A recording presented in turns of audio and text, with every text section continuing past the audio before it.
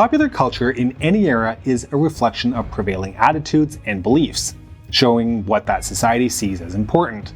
And nothing epitomizes this like the genre of science fiction, a genre that evolved into a complex mirror of Cold War anxieties, hopes, and ideological battles. Sci-fi was a profound space for reflection, critique, and even moral questioning. Through alien invasions, post-apocalyptic landscapes, and cosmic exploration, sci-fi captured the spirit of a world on the edge, examining some of the most pressing existential questions of the time. I'm your host David, and today we are going to explore how the Cold War was reflected into American science fiction. This is the Cold War.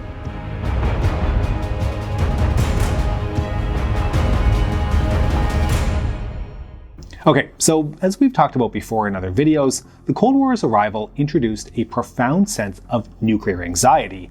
For the first time, humanity possessed the power to annihilate itself, and this specter of destruction pervaded nearly every facet of life. Naturally, this quickly manifested itself into pop culture. Science fiction in particular became a vehicle for grappling with this new atomic age. Films like 1951's When Worlds Collide and The Day the Earth Stood Still presented scenarios that, while fantastical, echoed real fears about the future. When Worlds Collide, for example, explores the idea of impending doom as Earth faces destruction from a rogue planet. Amidst this crisis, a group of scientists and visionaries work together to build a spaceship that will save a small remnant of humanity, escaping to start over on another planet. The film's emphasis on technology as a means of salvation struck a chord in a world increasingly dependent on scientific progress, even as it recognized the existential risk tied to atomic weapons. It presented a paradox that defined the Cold War, the belief that technology could save us, tempered by the fear that it could destroy us. The Day the Earth Stood Still tackled these anxieties more directly.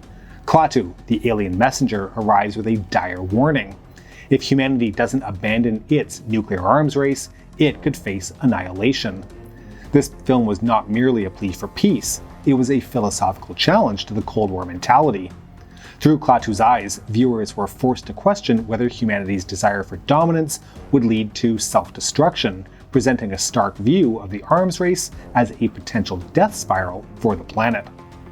While nuclear destruction lingered as a constant fear, another concern shaped American society: the fear of ideological infiltration. During the Cold War, communism was often portrayed not as a distant threat, but as a creeping force capable of subtly but insidiously infiltrating American society. This fear found powerful expression in science fiction, particularly in the form of alien invasion narratives. Invasion of the Body Snatchers, released in 1956, stands out as the quintessential example, capturing the paranoia of communist infiltration. In this film, ordinary citizens in a small American town are gradually replaced by emotionless pod people, duplicates that look just like everyone else but lack individualism, creativity, and emotional depth. The pod people are unnervingly ordinary, embodying a fear that communism would erase individuality, leaving a society devoid of personal freedom. And this theme wasn't confined just to Invasion of the Body Snatchers. 1953's It Came from Outer Space also explored the idea of extraterrestrial infiltration, showing aliens who take control of human bodies to achieve their ends. These hidden enemies mirrored the anxieties stoked by the McCarthy era, where suspicion and accusations of communism permeated daily life. As you will recall from other videos we've done, during this period Americans were encouraged to see threats in their neighbors, co-workers, and even friends, a fear exploited by the very structure of these alien narratives. In presenting Aliens Among Us, science fiction held up a mirror to McCarthyism, warning of a society where trust breaks down and any individual is seen as a potential traitor. And keep in mind that this theme of infiltration and subversion wasn't limited to Hollywood. Instead, it permeated every aspect of American life, including politics and policy. The government itself reinforced the paranoia with initiatives like the House Un-American Activities Committee, or HUAC, which investigated alleged communist influence in Hollywood. The committee's hearings led to the Hollywood Blacklist, a period where numerous actors, writers, and directors were banned from working due to suspected communist ties. In this climate, science fiction offered a rare space for indirect social criticism, allowing filmmakers to address political issues without directly confronting government policies. One of the most striking examples of sci-fi as allegory during this period was 1951's The Thing from Another World. Set in the icy, isolated Arctic, this film follows a group of scientists and military personnel who discover a frozen alien and, upon thawing it, find themselves threatened by a hostile, otherworldly being.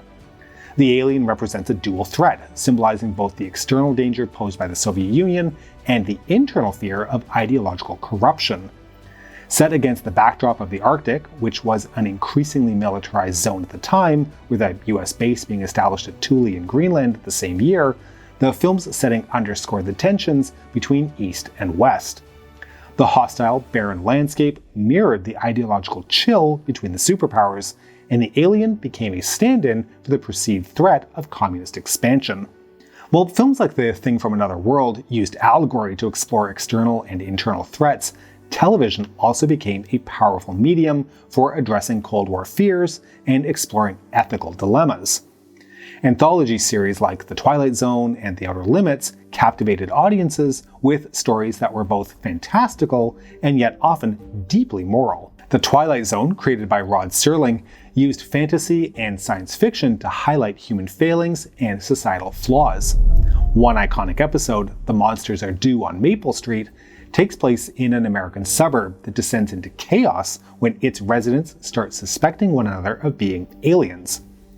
The episode, a clear, scathing critique of McCarthyism, demonstrates how paranoia and suspicion can tear a community apart.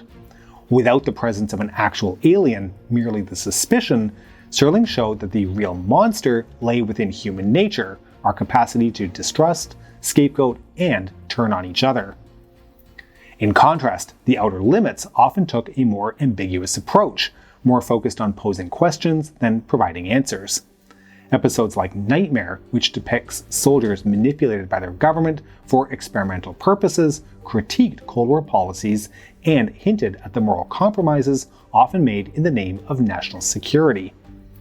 As the Cold War intensified, episodes reflecting themes of surveillance, psychological manipulation, and military power resonated deeply.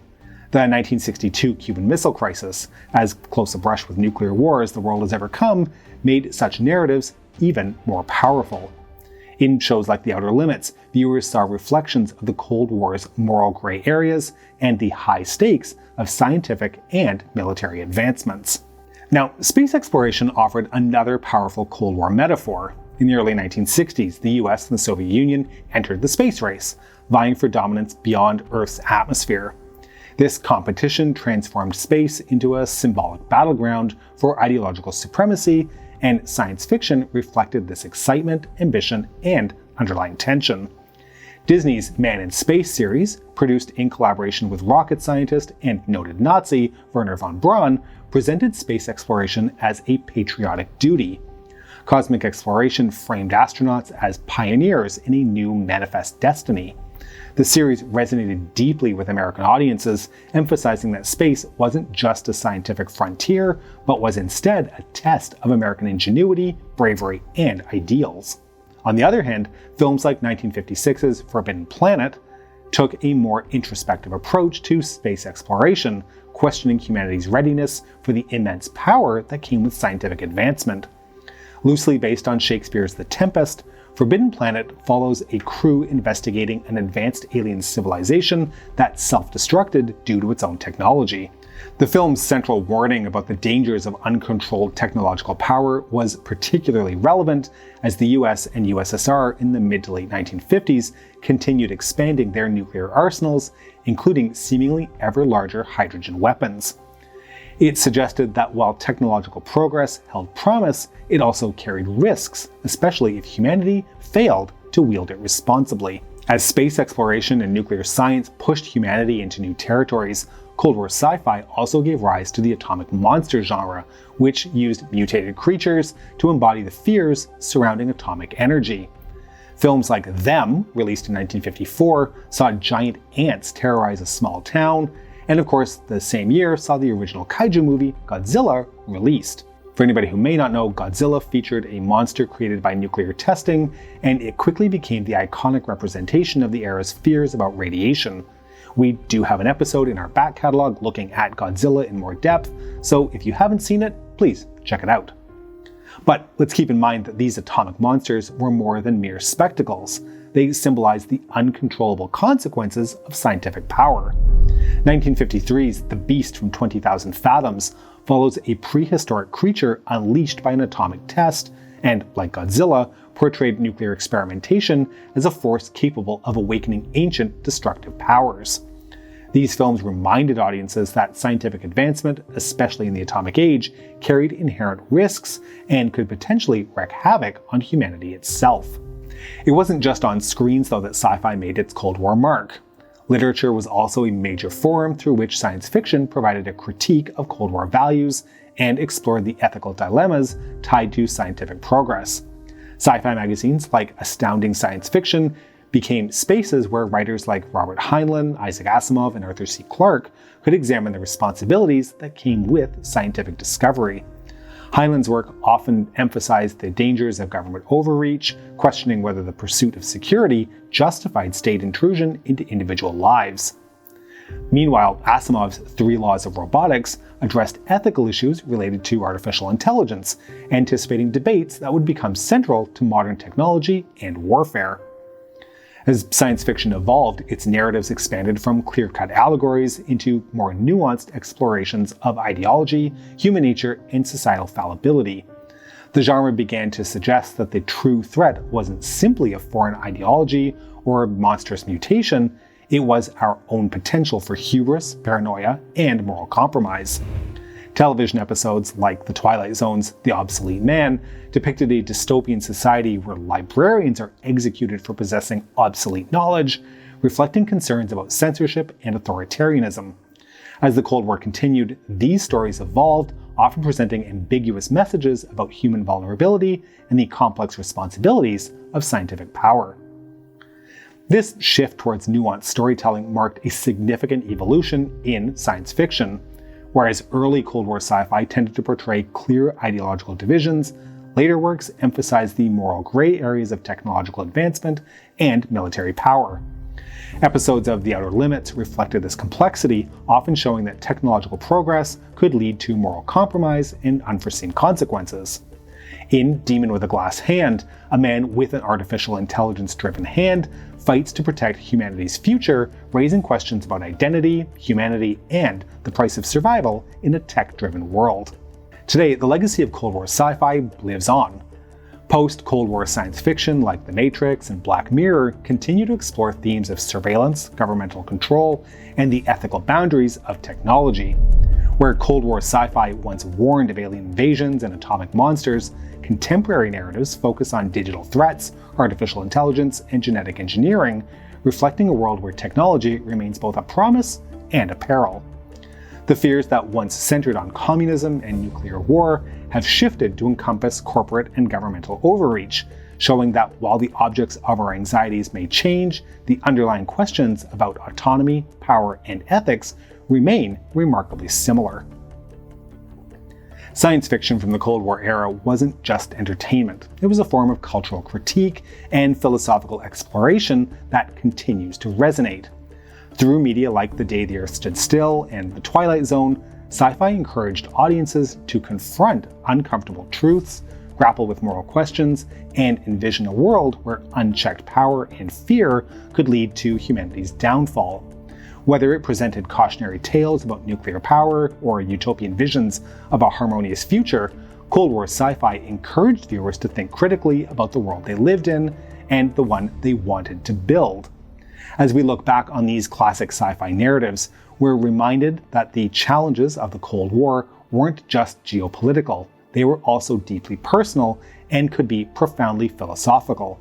Science fiction, in all its creativity, allowed us to explore these ideas, asking questions that still challenge and inspire us today. We hope you've enjoyed this episode, and to make sure you don't miss our future work, please make sure you subscribe to our channel and have yelled loudly "Klaatu Barada Necktie" before pressing the bell button. Please consider supporting us on Patreon at patreon.com/thecoldwar or through YouTube membership. We can be reached via email at thecoldwarchannel@gmail.com. This is the Cold War Channel, and as we think about the Cold War, please remember that history is shades of grey and rarely black and white.